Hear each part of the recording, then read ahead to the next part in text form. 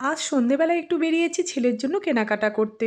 আসলে সামনেই তো সরস্বতী পুজো, আর পুজোর দিন ছেলে পাঞ্জাবি পরবে বায়না করেছে, তাই ওর জন্য একটা পাঞ্জাবি কিনতে চলে এসেছি নিউ পোশাকালয় বস্ত্রালয়ে। এখানে এসে ছেলে ওর নিজের পাঞ্জাবি নিজেই চুজ করছিল, আর ওর বাবাও একটু হেল্প করে দিচ্ছে ওকে। কেনাকাটা কমপ্লিট করে বিল মিটে আমরা বাইরে চলে এলাম।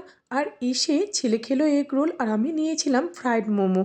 আমি এর আগে অনেক ফ্রাইড মোমো খেয়েছি, তবে এইটা একটু অন্য স্টাইলে বানানো। ২-৩ রকমের সস দিয়ে ডিম ফ্রাই করে এই ফ্রাই মোমোটা বানিয়েছে, তবে খেতে কিন্তু বেশ ভালোই লাগছিল আমার। আর ছেলের জন্য আমি এই পাঞ্জাবিটা নিয়েছি, আমার তো বেশ পছন্দ হয়েছে।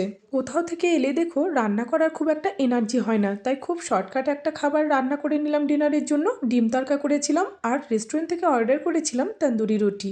রুটি তড়কা আমার ভীষণ ফেভারিট একটা ডিশ। তোমরা কারা কারা খেতে পছন্দ করো কমেন্টে জানিও। আমি এদিকে রুটি তড়কা খাই, আর তোমরা আমার চ্যানেলটিকে সাবস্ক্রাইব করে ভিডিওতে লাইক করে দাও। Bye bye.